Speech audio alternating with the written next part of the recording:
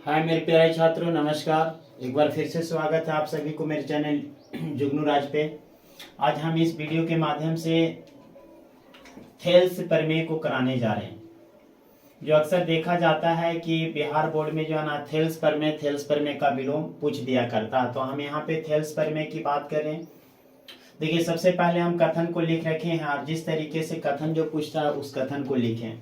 बोल रहा है यदि किसी त्रिभुज की एक भुजा के समांतर अन्य दो भुजाओं को भिन्न भिन्न बिंदुओं पर प्रतिच्छेद करने वाली एक रेखा खींची जाए तो अन्य दो भुजाओं को एक ही अनुपात में विभाजित करता है। ठीक है ना। ये आपका कथन है कि यदि किसी त्रिभुज में एक भुजा के यदि समांतर कोई रेखाखंड को हम खींचेंगे तो वो रेखाखंड जो है ना उन दो भुजाओं को एक ही अनुपात में विभाजित करेगा। चलिए सेकेंड टाइम में देख लेते हैं। यहाँ पर एक और लैंग्वेज पूछ दिया करता है।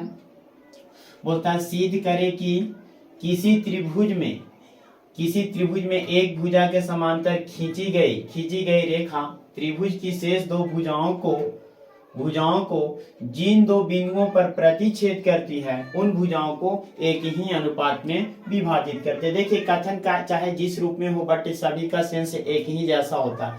लिखने का तरीका थोड़ा सा चेंजिंग कर दिया जाता है, बट आप इसके सेंस को समझिएगा कि यदि किसी त्रिभुज में एक भुजा के समानांतर यदि हम कोई रेखाखंड को खींचते हैं तो वो जिन दो भुजाओं को भिन्न भिन्न बिंदुओं पे प्रतिच्छेद करेगा उन भुजाओं को एक ही अनुपात में विभाजित करेगा। चलिए, तो हम इस कथन को एरेज करते हैं। आप फर्स्ट वाले कथन को याद रखिएगा, ठीक है ना, और इस पे हम काम करते हैं। सबसे पहले देखिए, किसी भी थ्योरम को सिद्ध करने के लिए कुछ बातें जो है ना हमें अपने से करना होता है। यानी सबसे पहले तो हम जो कह रखा उसके लिए एक ट्रायंगल खींच लेते हैं।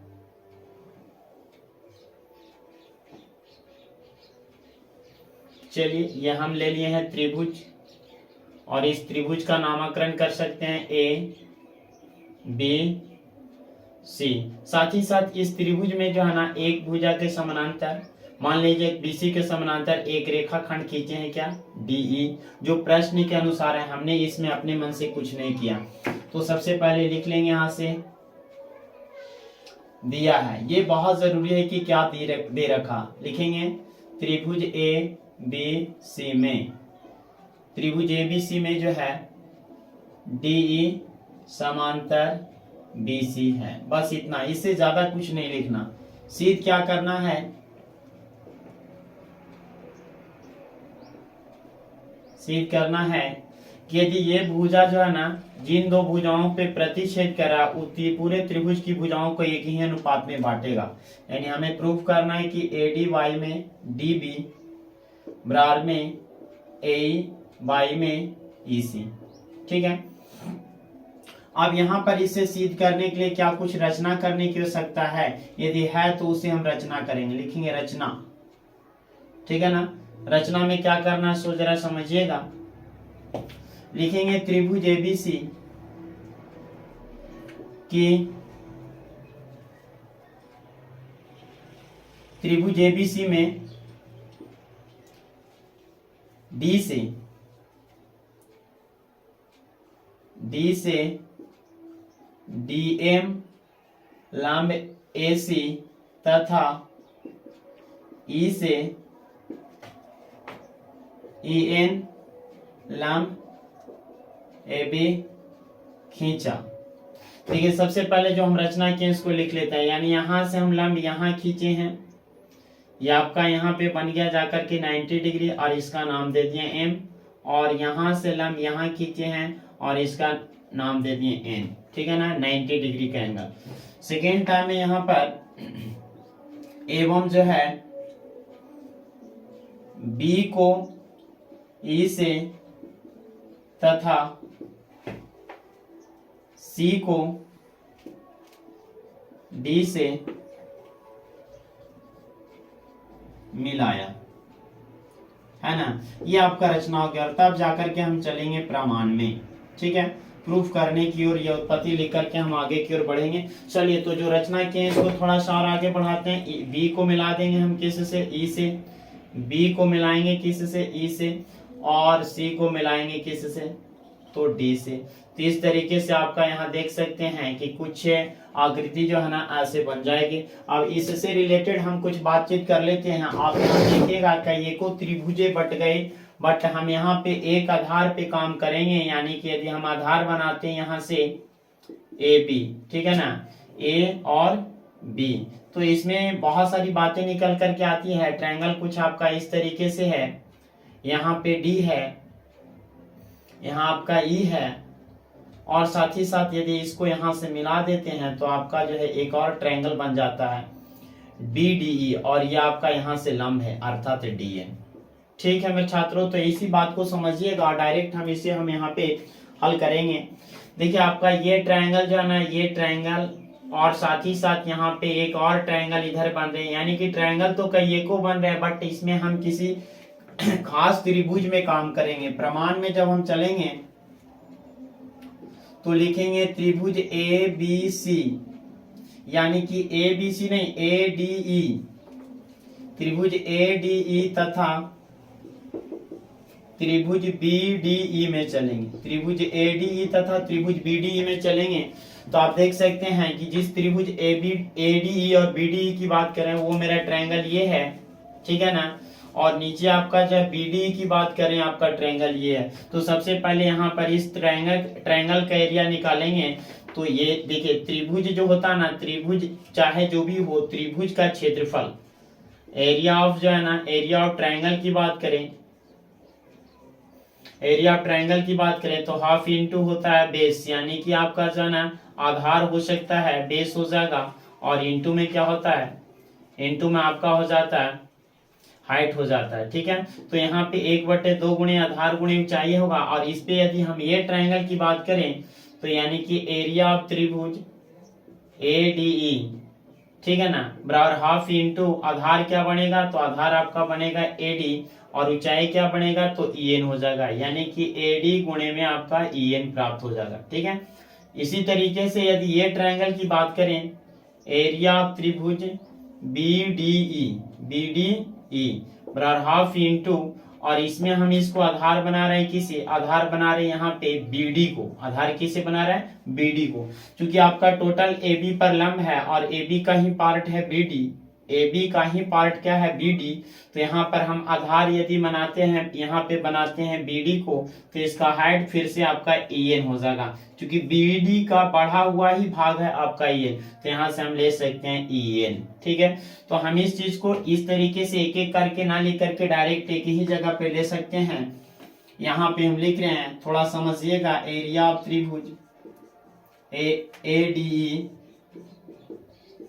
बाई में एरिया ऑफ त्रिभुज बी डी ई, ठीक है ना, बराबर ऊपर में आएगा हाफ इंटू में हमने आधार किसको बनाया था, एडी को, यहाँ पे आपका ये आधार बनेगा एडी, और गुणे में ऊंचाई किसे लिया था हमने, तो ई एन को, ई एन, और बाई में आपका फिर से हाफ इंटू में आधार किसे हमने बनाया, तो बीडी को, यानी कि ये आपका बीडी को, यही बात समझना है कि टोटल पे लंब है तो ये इसका बढ़ा हुआ भाग आपका ये आधार बनेगा और ये आपका ये लंब हो जाएगा। यहाँ पे आपका बीडी आएगा और इंटू में आपका आ जाएगा, यहाँ से देख सकते हैं ऊंचाई फिर से आपका यही रहेगा, क्योंकि इसी का बढ़ा हुआ भाग इधर है ई एन। ठीक है, तो यहाँ ई एन से ई एन कैंसिल हो जाएगा, हाफ से हाफ कैंसिल हो जाएगा, मेरा जो result banana A D by में बीडी, एडी बाई में बीडी, ये मेरा इक्वेशन बन गया फर्स्ट, ये मेरा इक्वेशन फर्स्ट बन गया। यहीं पे हम सेकेंड इक्वेशंस को देख लेते हैं। जस्ट यदि बात करें, जस्ट यही बात करते हैं कि फिर से पुनः जब चलेंगे त्रिभुज ए डी ई तथा त्रिभुज, अवर जो है ना मेरा ये फोकस, इसे हम इरेज करते हैं, और फिर से जो है ना अवर जो है हम आधार बनाएंगे किसे,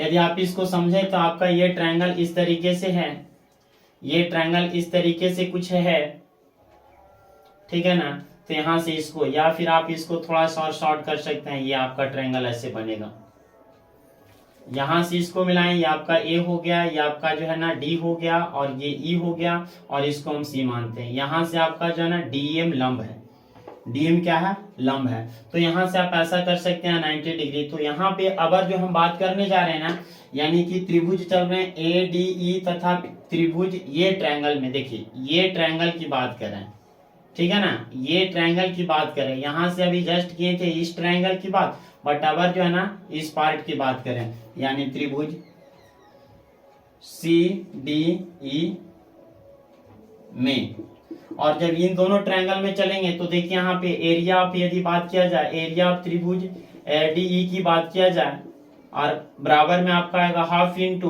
अगर जो है ना, अगर इसका आधार कौन बनेगा, तो आधार रहेगा AE, ठीक है। और साथ ही साथ ऊंचाई की बात करें तो ऊंचाई आपका हो जाएगा DM।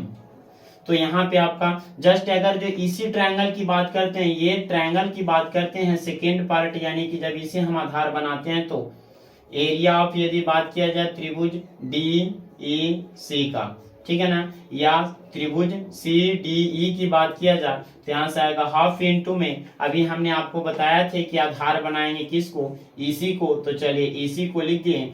अब ऊंचाई की बात आती है, क्योंकि ये ट्रायंगल का एरिया निकाल रहे हैं, बट हम आधार इससे बना रहे हैं, तो इसका ऊंचाई इसी का बढ़ा हुआ भाग है AE, क्योंकि पूरे भुजा पे लंब है, तो इसी का ही बढ़ा हुआ भाग AE है, और यहाँ पे आपका लंब है, तो यहाँ से आपका आ जाएगा DM, क्या आ जाएगा, DM। तो फिर से आपका दो ट्रायंगल का एरिया निकल गया। यहाँ से इसका रेशियो ले लेंगे, एरिया ऑफ त्रिभुज ADE बाई पुनः फिर से एरिया ऑफ त्रिभुज CD बराबर आएगा हाफ इंटू में आधार आपका बनेगा AE, इंटू में ऊंचाई बनेगा DM, और बाई हाफ इंटू में आधार आपका क्या बनेगा EC, ठीक है ना, और ऊंचाई क्या बन जाएगा DM। देख सकते हैं DM से DM कैंसिल हो जाएगा, हाफ से हाफ कैंसिल हो जाएगा, यहाँ पे आपका जो है ना रिजल्ट बनेगा क्या, सो सुनिएगा AE और बाई में EC, AE बाई में EC। चलिए अब बात ये समझना है, इसे हम अरेंज करते हैं, बात ये समझना है कि आप यहाँ देख सकते हैं फर्स्ट में एरिया ऑफ त्रिभुज ADE था बाय एरिया ऑफ त्रिभुज BD था।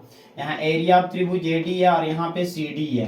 तो देखिएगा यहाँ पे ऊपर का पार्ट दोनों का तो इक्वल है, बट यहाँ पे इसके नीचे के पार्ट की बात किया जाए तो आप देख सकते हैं कि पहला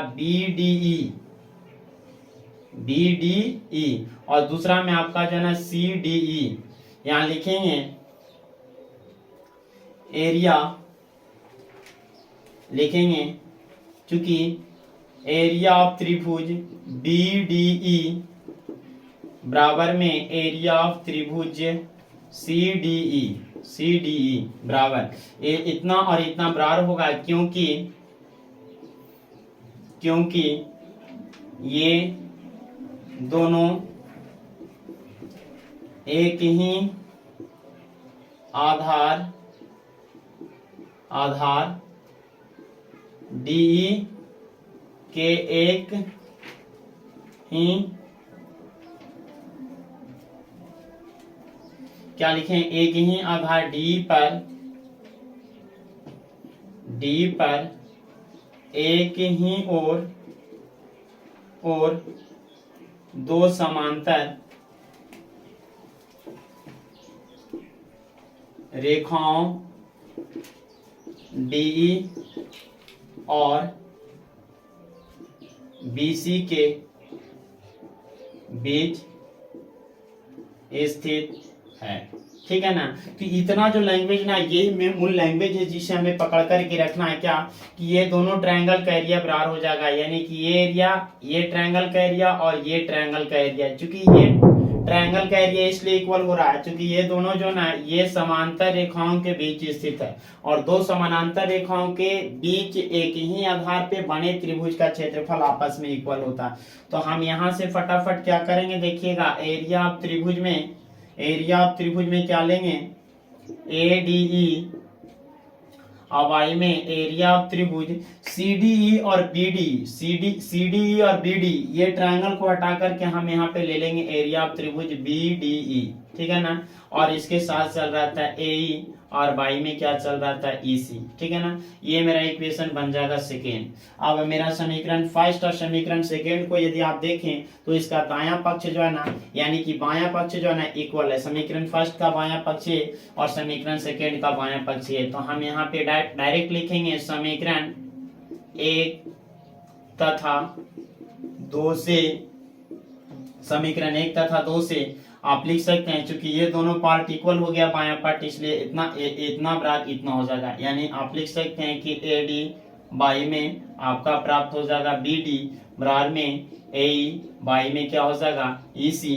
यानी इसे ऐसे भी लिख सकते हैं आप कि AD बाई में BD ना लिख करके इसे हम DB लिखेंगे और बराबर में AE बाई में क्या आ जाएगा EC आ जाएगा, ठीक है। तो इस तरीके से आपका ये जो मैथ है ना, ये क्या हुआ, सिद्ध हुआ, ठीक है, सिद्ध हुआ। या आप इसे लिख सकते हैं, इसे लिख सकते हैं कि प्रूव्ड दैट, ठीक है।